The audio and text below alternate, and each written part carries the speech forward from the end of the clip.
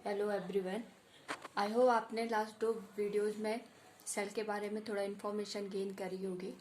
अब देखिए स्टूडेंट, जब तक आप लोग मुझसे अपने डाउट वगैरह नहीं पूछेंगे तब तक मुझे नहीं पता चलेगा कि आपको जो कंटेंट मैं प्रोवाइड करवा रही हूँ समझ में आ रहा है या फिर नहीं आ रहा है।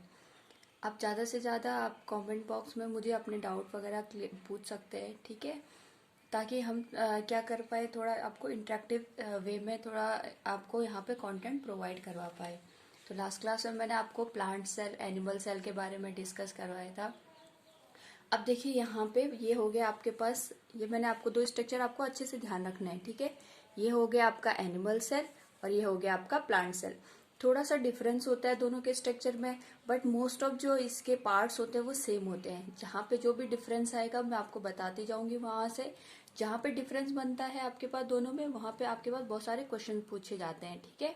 तो मैंने आपको क्या बताया था, जो आपके पास सेल होते हैं उसके कितने इंपॉर्टेंट पार्ट होते हैं, 3 इंपॉर्टेंट पार्ट होते हैं। कौन कौन से? एक होती है प्लाज्मा मेम्ब्रेन, एक होता है आपके पास साइटोप्लाज्म और एक होता है आपके पास न्यूक्लियस, ठीक है। प्लाज्मा मेम्ब्रेन क्या होता है? Outer covering. आज हम उसी के बारे में डिस्कस करेंगे। तो ये आपके पास हो गया एनिमल सेल, ये हो गया प्लांट सेल। देखिए यहाँ पे आपके पास फर्स्ट टॉपिक होता है plasma membrane of the plasma membrane और सेल मेम्ब्रेन, ठीक है। जो आपके पास प्लाज्मा मेम्ब्रेन होती है इसी को हम क्या कहते हैं? सेल मेम्ब्रेन भी कहते हैं। अब ये होती क्या है? ये होती है आपके पास outer most covering of the cell, ठीक है। ये क्या होती है आपके पास? Outer most covering of the cell. ये सेल को क्या करती है आपके पास एक तरीके से? देखिए इसमें अगर मैं आपको कहूँ कि प्लाज्मा मेम्ब्रेन कौन सी, तो जो आपको ये बाहर से दिखाई दे रहा होगा, ये आपके पास पूरा आउटर जो कवरिंग बना रहा है एनिमल सेल की, ये आपकी क्या है? प्लाज्मा मेम्ब्रेन है। तो इसको हम मेंशन कर लेते हैं ताकि आपको समझ में आ जाए अच्छे से। ये हो गया आपके पास प्लाज्मा मेम्ब्रेन, ठीक है। और दूसरा नाम मैंने क्या बताया, क्या होता है इसका? Cell membrane.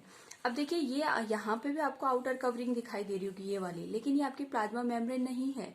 प्लाज्मा मेम्ब्रेन आपकी ये है, इसको हम क्या कहते हैं? प्लाज्मा मेम्ब्रेन और सेल मेम्ब्रेन दोनों के नाम आपके सेम है। किसी से भी आपके पास यहाँ पे क्वेश्चन किसी भी तरीके से पूछा जा सकता है। अब आपको ये बाहर वाला पोर्शन क्या है, ठीक है, ये आपका सेल वॉल होता है। इसको हम सेपरेट से डिस्कस करेंगे आगे। तो आपको ध्यान रखना है, जो ये वाला पोर्शन हो गया आपके पास प्लांट सेल में क्या होता है, जो ये अंदर वाली कवरिंग होती है उसको हम सेल मेम्ब्रेन कहते हैं और आउटर वाली कवरिंग को सेल वॉल कहते हैं। एनिमल सेल में क्या होता है, जो आउटर वाली कवरिंग होती है वही आपकी प्लाज्मा मेम्ब्रेन होती है, इसमें सेल वॉल प्रेजेंट नहीं होती है, ठीक है। तो आप हमेशा ध्यान रखिएगा। अब देखिए यहाँ पे अगर आप इसको ध्यान से देखें तो ये आपके पास डबल मेम्ब्रेन होती है, चाहे आप प्लांट में देखो चाहे एनिमल में देखो। इसकी क्या होती है? 2 लेयर्स होती है, ठीक है। आगे डिस्कस करते हैं। इसमें क्या बताया मैंने, ये outer covering of the cell होती है। ये क्या करती है आपके पास? सेपरेट करती है सेल को, एक्सटर्नल सेल के इंटरनल एनवायरनमेंट को और एक्सटर्नल एनवायरनमेंट को। आप समझ गए होंगे ये क्या करती है आपके पास? एक तरीके से बाउंड्री बनाने का काम करती है, ठीक है। पहला पॉइंट तो ये हो गया। दूसरा यहाँ पे लिखा है manage the movement of materials within the cell. अब क्या होता है आपके पास, ठीक है, पहले मैं दूसरा पॉइंट भी बता देती हूँ आपको। सेलेक्टिवली परमेबल मेम्ब्रेन होती है, ठीक है। अब देखिए इसको थोड़ा आप अच्छे समझते हैं। मैंने आपको क्या बताया, ये जो आपके पास आउटर कवरिंग है ये बाहर वाला पोर्शन हो गया, अंदर इनके बीच क्या करिए? एक तरीके से बाउंड्री बनाने का काम करिए। अब बाउंड्री बनाएगा तो क्या होगा? आपने देखा होगा गेट कीपर, आपने सुना होगा गेट कीपर के बारे में, ठीक है। गेट कीपर जैसे कोई स्कूल हो गया या कॉलेज हो गया, वहां पे गेट कीपर होता है, या कहीं पे भी किसी भी इंस्टीट्यूशन में। तो वहां पे क्या होता है, गेट कीपर क्या करता है आपके पास? आईडी चेक करता है। वो क्या करता है कि जो आपके उस इंस्टीट्यूट से बिलोंग करने वाला पर्सन होगा उसको ही इंस्टीट्यूट के अंदर जाने के लिए क्या करता है? अलाउ करता है। या फिर अंदर वाले जो पर्सन आपके पास जिसकी परमिशन होगी बाहर जाने की, उसी को क्या करता है? बाहर जाने के लिए अलाउ करता है। और जिसपे उसको डाउट होता है वो क्या कर देता है? उसकी एंट्री को रोक देता है। तो ये प्लाज्मा मेम्ब्रेन को हम क्या कहते हैं? गार्ड ऑफ द सेल भी कहते हैं। इंपॉर्टेंट पॉइंट है, गार्ड ऑफ द सेल किसको कहा जाता है? प्लाज्मा मेम्ब्रेन को, ठीक है। क्यों कहा जाता है? क्योंकि ये सेल के अंदर कोई भी अगर आपके पास मटेरियल आ रहा है या फिर सेल से कोई भी मटेरियल जा रहा है तो उसको मैनेज करने का काम करता है। ऐसा नहीं है कि कोई भी मटेरियल आपके पास यहाँ पे अंदर अलाउ कर देगा या बाहर जाना उसको अलाउ कर देगा, ठीक है। इसीलिए हम क्या कहते हैं, ये आपके पास manage the movement of the materials. और ये सेलेक्टिवली परमेबल मेम्ब्रेन होती है। समझ गया? मेम्ब्रेन का मतलब हो गया झिल्ली, सेलेक्टिवली परमेबल का मतलब हो गया ये कुछ चीजों को ही जो आपके पास यूजफुल होंगे उनको अंदर जाने देगा, और जो आपके पास यूजफुल नहीं होंगे उनको क्या करेगा, सेल से बाहर फेंक देगा। ठीक है, अब ये काम कैसे करता है, इसमें आपके पास होती है दो प्रोसेस, एक होती है डिफ्यूजन, एक होती है ऑस्मोसिस। ठीक है, इसको भी हम बहुत डिटेल में यहाँ पे डिस्कस करने वाले हैं, डिफ्यूजन और ऑस्मोसिस को। उससे पहले हम क्या करेंगे, थोड़ा आपके पास जो प्लाज्मा मेम्ब्रेन है उसको अच्छे से डिस्कस कर देते हैं कि ये आपके पास बनी कैसे होती है, कितना इसके पास मतलब जो इसका स्ट्रक्चर होता है, किस तरीके से ये काम करता है। ठीक है, तो आपको समझ में आ गया होगा। क्या बोला मैंने, ये सेलेक्टिवली परमेबल होती है, और ये क्या करती है, एक तरीके से आपके पास मैनेज करती है आउटिंग और जो आपके पास मटेरियल की इनकमिंग और आउटगोइंग है। ठीक है, अब देखिए होता क्या है, आपके पास जो सेल होते हैं, जो आपके पास प्लाज्मा मेम्ब्रेन होती है, मैंने क्या कहा, डबल लेयर के स्ट्रक्चर में होती है। डबल लेयर स्ट्रक्चर का मतलब क्या हो गया, कहीं पे भी देखोगे आप इस तरीके से इसमें स्ट्रक्चर नजर आएंगे। ठीक है, अब देखिए जो ये आपके पास प्लाज्मा मेम्ब्रेन होती है, ये सेलेक्टिवली परमेबल होती है। किस तरीके से ये चीजों को सेलेक्ट करती है, इसके लिए एक मॉडल दिया गया था जिसको हम क्या कहते हैं, फ्लूइड मोज़ेक मॉडल। ठीक है, क्या कहते हैं इसको, फ्लूइड मोज़ेक मॉडल। ठीक है, फ्लूइड मोज़ेक मॉडल। ठीक है, अब ये होता क्या, देखिए थोड़ा समझते हैं इसको। ये जो मेम्ब्रेन होती है बाइलेयर होती है, आपको समझ में आ गया हो गया। ठीक है, और ये जो आपके पास डबल मेम्ब्रेन बनी होती है, किसकी बनी होती है, फॉस्फोलिपिड्स की। बहुत इंपॉर्टेंट क्वेश्चन पूछा जाता है, जो प्लाज्मा मेम्ब्रेन बनी होती है कौन से मटेरियल की बनी होती है, फॉस्फोलिपिड। में समझाती हूँ फॉस्फोलिपिड का मतलब क्या होता है। देखिए, फॉस्फो का मतलब होता है फॉस्फोरस से, एलिमेंट सुना होगा, और लिपिड आपके पास यूज करते हैं हम किसके सेंस में, फैट के सेंस में।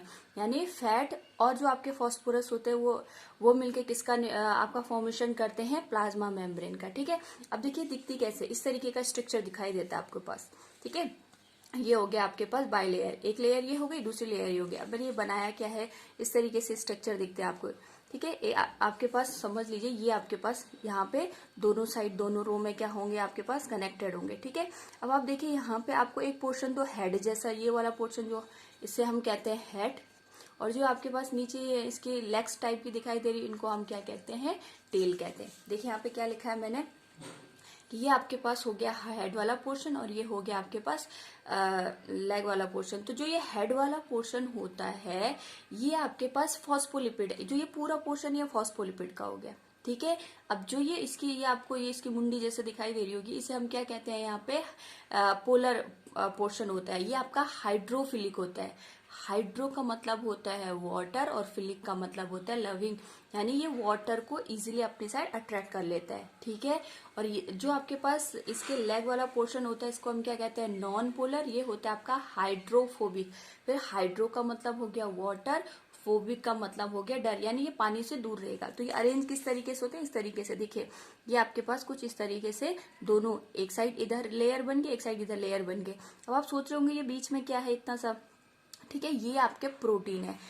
जो आपके पास प्लाज्मा मेम्ब्रेन होती है, उसमें सबसे इम्पोर्टेंट, जो आपके पास सबसे ज्यादा इसका फॉर्मेशन करने का काम होता है, वो फॉस्फोलिपिड्स होते हैं। उसके अलावा थोड़ा बहुत प्रोटीन भी होते हैं इसमें। ठीक है, अब देखिए ये जो आपके पास प्रोटीन होता है, कुछ तो यहाँ पे ये वाला पोर्शन दिखाई दे रहा है आपको, और कुछ इधर से ये इस तरीके के स्ट्रक्चर दिख रहे हैं आपको। तो दो टाइप के प्रोटीन होते हैं, कुछ ये जो आपके पास लेयर बन गई उसके बाहर इस तरीके से कनेक्टेड होते हैं, और कुछ कहाँ होते हैं, बीच में कनेक्टेड होते हैं। ठीक है, इंटरनल साइड पे। तो इसलिए हम कहते हैं जो आपके पास मेम्ब्रेन होती है उसमें फॉस्फोलिपिड्स भी होते हैं और प्रोटीन भी होते हैं। ठीक है, और जो ये प्रोटीन होते हैं जो अंदर के साइड होते हैं उनको इंटरनल प्रोटीन कहते हैं, और यहाँ पे इसको हम कहते हैं एक्सटर्नल प्रोटीन। ठीक है, तो मैंने आपको समझा दिया यहाँ पे कि जो आपके पास प्लाज्मा मेम्ब्रेन होती है उसमें आपके पास कौन कौन से मटेरियल्स होते हैं। ठीक है, एक तो आपके पास होता है यहाँ पे फॉस्फोलिपिड्स, और दूसरा होता है प्रोटीन, और तीसरा होता है आपके पास प्रोटीन भी आपका दो टाइप से होते हैं, एक होता है आपके पास एक्सटर्नल, दूसरा होता है इंटरनल। तो जो ये मॉडल है, जो ये आपके पास स्ट्रक्चर दिख रहा है, उसको हम कहते हैं fluid mosaic model. Fluid mosaic model, fluid का मतलब ही होता है आपके पास जो चीज फ्लो करती है। ठीक है, तो ये क्या करता है, जैसे CO2 हो गया, H2O हो गया, कोई भी लिक्विड हो गया, ये आपके बॉडी में किस तरीके से एंटर करता है उसको मैनेज करता है। आपको समझ में आ गया होगा। अब ये कैसे करता है उस पर हम बात करते हैं। ठीक है, मैंने आपको क्या समझाया अभी कि आपके पास ये सेलेक्टिवली परमेबल तो होते हैं, लेकिन कैसे होते हैं, इसमें दो प्रोसेस आपको ध्यान रखनी है। एक होती है डिफ्यूजन और एक होती है ऑस्मोसिस। अब ये डिफ्यूजन क्या होता है, ऑस्मोसिस क्या होता है, देखिए डेफिनेशन से तो आप समझ जाएंगे, ये तो बुक्स में भी लिखी है, बट इसको मैं आपको थोड़ा अलग वे में समझाती हूँ। पहले डेफिनेशन देख लेते हैं। डिफ्यूजन होता है high concentration to low concentration, अगर कोई भी चीज फ्लो होती है। बेसिकली हम यहाँ पे गैसेस की बात करते हैं, जैसे CO2 हो गया, ऑक्सीजन हो गया, इसका जो एक्सचेंज होता है किसके थ्रू होता है, डिफ्यूजन के थ्रू होता है। उसको आप ऐसे समझिए, जैसे अगर सपोज दैट हमने किसी भी रूम में अगरबत्ती जलाई, तो अगर जो हमने अगरबत्ती जलाई उसकी स्मेल क्या होती है आपके पास, बाकी रूम में भी फैल जाती है। जहाँ पे हमने अगरबत्ती जलाई है वहां पे उसका कंसंट्रेशन ज्यादा होता है, और जहाँ जो जो आपके पास दूसरा रूम हो गया वहां पे तो आपके पास अगरबत्ती है ही नहीं, यानी वहां पे उसका कंसंट्रेशन क्या हो गया, कम हो गया। तो हाई कंसंट्रेशन से जब गैसेज आपकी हमेशा कहाँ फ्लो करती है, लो कंसंट्रेशन की साइड फ्लो करती है। इसी को हम क्या कहते हैं, डिफ्यूजन। कोई भी चीज है वो हाई कंसंट्रेशन से, स्पेशली गैसेज के लिए, जहां उसका कंसंट्रेशन का मतलब अमाउंट, जहां उसका अमाउंट ज्यादा है और जहां उसका अमाउंट कम है, हमेशा ज्यादा अमाउंट से वो कहाँ की साइड फ्लो होगी, कम साइड फ्लो होगी। ठीक है, इसका एग्जाम्पल जैसे आपके परफ्यूम वगैरह भी होते हैं, तो जहाँ पे आप परफ्यूम वगैरह जैसे हमने ऑन कर दिया, तो जहाँ पे आपके पास हमने उसका अमाउंट बढ़ाया है, वहां से वो क्या होता है, उसकी जो फ्रेग्रेंस होती है, स्मेल होती है, पूरे रूम में फैल जाती है। ये किसका एग्जाम्पल हो गया, डिफ्यूजन का, यानी हाई कॉन्सेंट्रेशन से लो कॉन्सेंट्रेशन वो फ्लो करता है। ठीक है, दूसरी प्रोसेस आती है ऑस्मोसिस। ठीक है, अब देखिए इसका ऑस्मोसिस का कॉन्सेप्ट भी सेम है। ये भी क्या करती है आपके एक तरीके से हाई कॉन्सेंट्रेशन से लो कॉन्सेंट्रेशन, जब किसी भी चीज का फ्लो होता है उसे हम क्या कहते हैं, ऑस्मोसिस। ये आपके पास डिफ्यूजन हो गया, ऑस्मोसिस। जब आपके पास दोनों की डेफिनेशन सेम हो गई तो दोनों में डिफरेंस क्या हो गया, इसको ऐसे समझाती हूँ आपको। दोनों में मेजर डिफरेंस, क्योंकि जब तक आपको डिफरेंस समझ नहीं आएगा तब तक हमेशा कंफ्यूज होगे कि डिफ्यूजन कहाँ पे यूज करना है और ऑस्मोसिस कहाँ पे यूज करना है। ठीक है, अब देखिए डिफ्यूजन भी आपके पास high concentration to low concentration flow होता है, ऑस्मोसिस भी आपका हाई कंसंट्रेशन से लो कंसंट्रेशन फ्लो होता है। ठीक है, अच्छा अब देखिए यहाँ पे आपके पास क्या होता है, डिफ्यूजन और ऑस्मोसिस में मेजर डिफरेंस क्या है। यहाँ पे मैंने कहा जो हाई कंसंट्रेशन और लो कंसंट्रेशन की बाउंड्री होगी उनके बीच में कोई भी मेम्ब्रेन या झिल्ली नहीं होती है। लेकिन अगर ऑस्मोसिस को समझना है तो यहाँ पे जो भी आपके पास हमने हाई कंसंट्रेशन और लो कंसंट्रेशन का एरिया दे रखा है उनके बीच में क्या होती है, कोई ना कोई बाउंड्री गिवन होती है। यहाँ पे क्या होती है, कुछ ना कुछ बाउंड्री या मेम्ब्रेन गिवन होती है। इसी बाउंड्री को हम क्या कहते हैं, यहाँ पे मेम्ब्रेन, झिल्ली टाइप स्ट्रक्चर होता है। तो ऑस्मोसिस में क्या होता है, आपके पास बाउंड्री होनी जरूरी है। ठीक है, और डिफ्यूजन में कोई भी बाउंड्री नहीं होती है। यहाँ पे आपके पास क्या होगा, बिना किसी बाउंड्री के ही आपका जो फ्लो होता है उसे हम क्या कहते हैं, डिफ्यूजन। और जहाँ पे आपकी मेम्ब्रेन बेसिकली यहाँ पे आ जाती है उसे हम कहते हैं ऑस्मोसिस की प्रोसेस। ठीक है, तो आपको समझ में आ गया होगा बेसिक जो डिफरेंस है मेम्ब्रेन का आता है। और ये क्वेश्चन आपका पूछा भी जा सकता है कि आपके पास ऑस्मोसिस और डिफ्यूजन मेजर डिफरेंस किस चीज का होता है, तो मेम्ब्रेन का होता है। ठीक है, तो डिफ्यूजन आपको समझ आ गया होगा, ऑस्मोसिस भी क्लियर हो गया। ठीक है, और ज्यादातर जो डिफ्यूजन होता है गैसेस में होता है, ऑस्मोसिस में हम किसका, ऑस्मोसिस आपके पास जो प्रोसेस होती है वो किसके लिए करते हैं, spontaneous movement of water molecule. ये ज्यादातर हम किसके लिए करते हैं, वाटर मॉलिक्यूल के लिए। अब देखिए मैंने आपको सेल मेम्ब्रेन का स्ट्रक्चर बता दिया कि इसमें 75% आपके फॉस्फोलिपिड्स होते हैं, प्रोटीन्स होते हैं और पॉलीसेकेराइड्स। आपको पॉलीसेकेराइड समझ नहीं आ रहा तो पॉली मतलब बहुत सारे, मेनी, सेकेराइड्स होता है कार्बोहाइड्रेट के लिए। इसमें बहुत सारे कार्बोहाइड्रेट मिलके भी क्या बनाते हैं, आपके सेल मेम्ब्रेन बनाते हैं। ठीक है, ये मॉडल किसने दिया था आपका, 1972 में। मैंने बताया फ्लूइड मोज़ेक मॉडल बहुत इंपॉर्टेंट है, बहुत ही ज्यादा एग्जाम में पूछा गया है। 1972 में सिंगर एंड निकोलसन ने ये मॉडल दिया था, सिंगर एंड निकोलसन ने। ठीक है, यहाँ तक आपको चीजें क्लियर हो गई होंगी। अब देखिए नेक्स्ट इसमें हम डिस्कस करेंगे आपके पास ऑस्मोसिस के बारे में। ठीक है, क्योंकि आपके पास जो सेल होती है वो बहुत ज्यादा क्या करती है, आपके पास यहाँ पे ऑस्मोसिस की प्रोसेस को यहाँ पे परफॉर्म करती है। ठीक है, तो जैसे मैंने आपको क्या बताया, आपके पास डिफ्यूजन और ऑस्मोसिस की प्रोसेस होगी। ऑस्मोसिस में क्या चाहिए होता है, आपको मेम्ब्रेन चाहिए होता है। अब देखिए हाई कॉन्सेंट्रेशन से लो कॉन्सेंट्रेशन अगर आपके पास कोई भी मटेरियल फ्लो करता है उसका बहुत ज्यादा आपके पास यहाँ पे फर्क पड़ता है कि आपने सॉल्यूशन कौन सा लिया है। ठीक है, अब देखिए सोचिए ये आपकी सेल हो गई। ठीक है, इसके बाहर मैंने कोई भी लिक्विड डाला। ठीक है, तो आपके पास यहाँ अंदर इसका एक ये वाला पोर्शन हो गया इंटरनल, ये वाला पोर्शन आ गया आउटर। अब डिपेंड करता है, देखिए ये बीच में जो आपकी प्लाज्मा मेम्ब्रेन है किसके जैसे काम कर रही है, जो मेम्ब्रेन, ये आपकी मेम्ब्रेन हो गई। और अगर आपके पास यहाँ से फ्लूइड या तो अंदर जा सकता है या तो यहाँ से आपके पास कोई भी फ्लूइड बाहर आ सकता है, तो बीच में मेम्ब्रेन हो गई, यानी ये कौन सी प्रोसेस करेगा, आपका ऑस्मोसिस। लेकिन ऑस्मोसिस की प्रोसेस को परफॉर्म करने के लिए सबसे पहले आपको ये पता होना चाहिए कि आपके पास जो भी कॉन्सेंट्रेशन है आउटर या इनर साइड में, जो भी आपने यहाँ पे सॉल्यूशन लिया किस टाइप का सॉल्यूशन लिया है, ठीक है। तो इसी को समझने के लिए पहले हम टाइप ऑफ सॉल्यूशन, एक छोटा सा टॉपिक यहाँ पे कवर कर लेते हैं। देखिए टाइप ऑफ सॉल्यूशन, ये आपके पास 3 टाइप के होते हैं, हाइपोटोनिक सॉल्यूशन, आइसोटोनिक सॉल्यूशन और हाइपरटोनिक सॉल्यूशन, ठीक है। हाइपोटोनिक, आइसोटोनिक, हाइपरटोनिक, देखिए बहुत सिंपल है समझना, केवल वर्ड का आपके पास उसको ब्रेक करके उसका मीनिंग समझना है बस, ठीक है।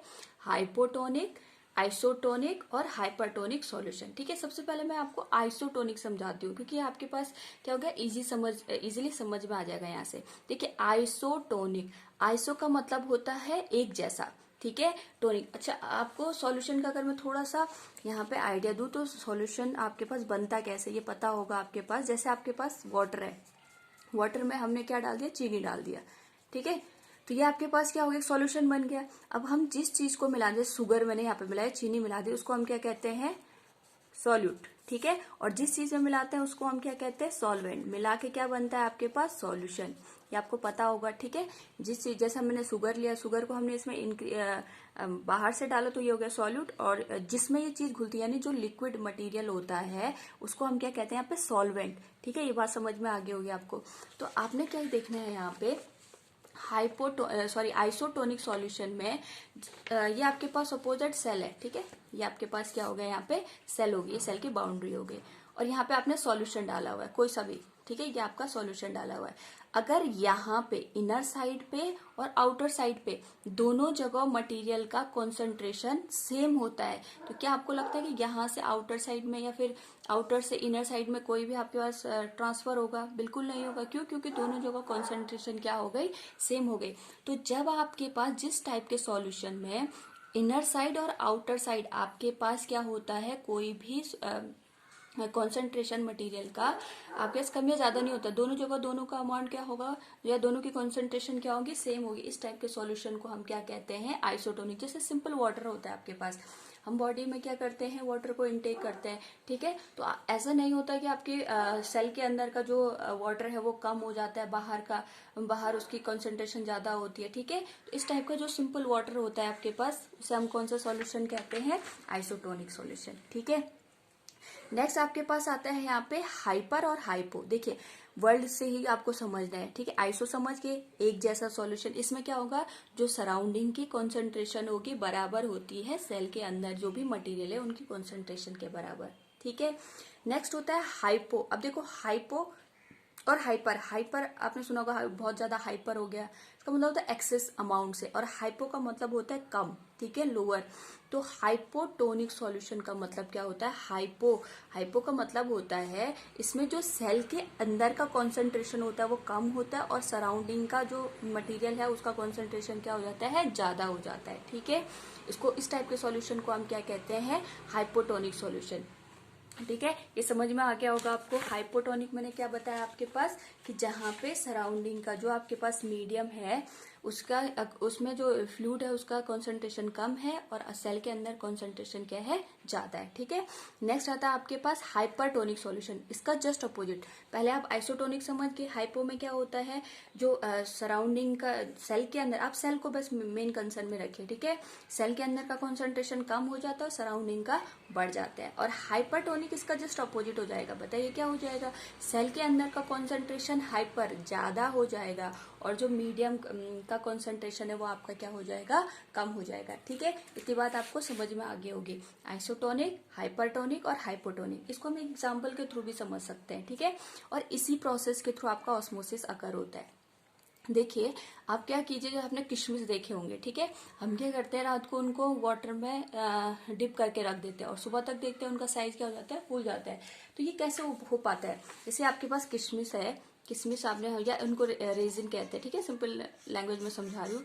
अब जैसे आपने उनको वाटर में डाला, ठीक है, किशमिश के अंदर जो पोर्शन होता है वो, उसको आप किशमिश को एक सेल मान के चलिए, एग्जाम्पल के तौर पे समझा रही हूँ। तो उसके अंदर वाटर का अमाउंट क्या होता है, कम होता है, और बाहर अगर हमने उसको पानी में डाल दिया तो उसका कॉन्सेंट्रेशन क्या होता है, ज्यादा होता है।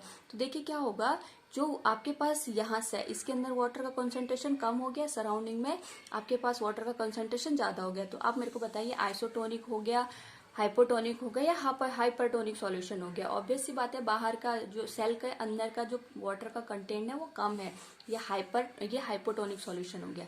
तो क्या होता है, जो आपके पास यहाँ पे वाटर है वो क्या करता है, एक्सटर्नल एनवायरनमेंट से अंदर की साइड जाता है और सुबह तक वो क्या हो जाता है, सारा का सारा हाई कंसंट्रेशन से लो कंसंट्रेशन में फ्लो हो गया। उसकी वजह से क्या हो जाता है, जो किशमिश वगैरह हो जाते हैं आपके फूल जाते हैं। इतनी बातें आपको सबको समझ में आ गई होगी। अच्छा, कभी आपने देखा होगा जैसे हम लोग क्या करते हैं, कुछ खट्टा वगैरह ज़्यादा ले लेते हैं, जो सोर चीज़ें होती हैं, तो या फिर सिरका वगैरह अगर आपने अपने फिंगर्स पे यूज़ किया होगा तो आपने देखा होगा हमारी जो ये सेल्स होती हैं उनमें थोड़ा ये इनमें थोड़ा मतलब ये सिकुड़ जाती हैं। सिकुड़ने का मतलब क्या हो गया है, जो आपके पास फिंगर्स की सेल्स होती हैं उनसे वाटर लूज हो गया। अब ये क्यों हुआ होगा, इसका मतलब आपके पास क्या हो गया कि आपने कोई ना कोई हाइपरटोनिक सॉल्यूशन यूज किया, यानी सेल के अंदर तो वाटर का अमाउंट ज्यादा था और बाहर वाले में जो आपने जहां पे भी जो भी मटेरियल यूज किया वहां पे वाटर का अमाउंट क्या था, कम हो गया। तो आपके जो सेल्स होते हैं वो क्या करते हैं, वाटर को लूज करने लग जाते हैं। इस टाइप के सॉल्यूशन को हम क्या कहते हैं, हाइपरटोनिक सॉल्यूशन। ठीक है। अच्छा, इसका मैं एक और एग्जांपल देती हूँ। जैसे कभी आप अगर आप हम लोग क्या कर देते हैं, जैसे नमक वगैरह सॉल्ट वगैरह अगर खाने में ज़्यादा हो जाता है तो उस दिन हम क्या करते हैं, बहुत ज़्यादा पानी पीते हैं। क्यों पीते हैं, क्योंकि हमारी जो सेल्स होती हैं उनमें वाटर का कंसंट्रेशन क्या हो जाता है, कम हो जाता है। तो हम क्या कर, और बाहर आपके पास क्या हो जाता है, हम हमारी बॉडी में वाटर की कमी हो जाती है। तो हम उस चीज़ को पूरा करने के लिए क्या करते हैं, ज़्यादा से ज़्यादा अमाउंट में क्या करते हैं, वाटर को इनटेक करते हैं। ठीक है, इतनी बातें आपको समझ में आ गई होगी। ठीक है, अब देखिए ऑस्मोसिस, मैंने कहा इसी बेसिस पे आपका ऑस्मोसिस की प्रोसेस होती है। ठीक है, अब ऑस्मोसिस आपको यहाँ पे दो वर्ड सुनने को मिलेंगे, एक एंडो ऑस्मोसिस, एक एक्सो। बस इसी से आपको यहाँ पे लिंक करना है। ठीक है। अच्छा, एंडो का मतलब क्या होता है, इनसाइड, और एक्सो का मतलब होता है आउटसाइड। जैसे अगर हमने यहाँ पे जो किशमिश थे या रेजिन थे उनको मैंने पानी में डाल दिया तो क्या होगा, जो पानी है वो किशमिश के अंदर जाएगा, यानी अंदर की साइड जाएगा, सेल के अंदर की साइड जाएगा। तो इस प्रोसेस को हम क्या कहते हैं, एंडो ऑस्मोसिस। ठीक है। अब इसका जस्ट अपोजिट, अगर उन्हीं किशमिश को लेके मैं किसी सॉल्ट मतलब पानी लो, पानी में नमक डाल दो, उस वाले वाटर में डाल दो, तो आप क्या देखोगे, जो आपके किशमिश या रेजिन फूले हुए थे वो क्या हो जाएंगे, दोबारा से सिकुड़ जाते हैं। यानी वाटर कहाँ आ गया, जो आपके पास सेल था सेल से बाहर आ गया, एक्सो उसने एग्जिट कर लिया। तो इसे हम क्या कहते हैं, एक्सोऑस्मोसिस। एंडोऑस्मोसिस में सेल के अंदर जाता है और एक्सोऑस्मोसिस में सेल से बाहर आता है। ठीक है, इतनी बातें आपको समझ में आ गई होंगी। तो आज इस लेक्चर को हम यहीं पे फिनिश करते हैं। आप प्लाज्मा मेम्ब्रेन में जितना भी मैंने आपको समझाया उसको अच्छे से रिवाइज कर लीजिए। ठीक है, और आपके जो भी डाउट होते हैं प्लीज आप उन्हें कमेंट बॉक्स में जरूर पूछेगा। ठीक है, नेक्स्ट क्लास में हम इसमें कुछ इंपॉर्टेंट टर्म्स यूज होती है, एक्टिव ट्रांसपोर्टेशन क्या होता है, ठीक है, वो सब डिस्कस करेंगे और आपका जो बाकी का पोर्शन है उसे कवर करेंगे। ठीक है, तब तक अपना ध्यान रखिए। Thank you.